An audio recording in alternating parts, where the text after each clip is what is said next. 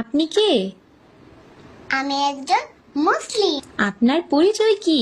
আমি হযরত মুহাম্মদ সাল্লাল্লাহু আলাইহি সাল্লামের উম্মত। আপনার ধর্মের নাম কি? আমার ধর্মের নাম ইসলাম ধর্ম। আপনার ধর্মের কিতাবের নাম কি? আমার ধর্মের কিতাবের নাম আর কোরআন। আপনার নবীর নাম কি? হযরত মুহাম্মদ সাল্লাল্লাহু আলাইহি সাল্লাম।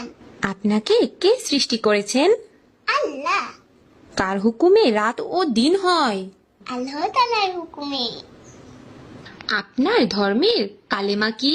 লা ইলাহা ইল্লাল্লাহু মুহাম্মাদুর রাসূলুল্লাহ সাল্লাল্লাহু আলাইহি সাল্লাম। আমরা কাকে অনুসরণ করে চলবো বলুন তো দেখি। আমরা আমাদের নবী ও তার সাহাবীদের অনুসরণ করে চলবো।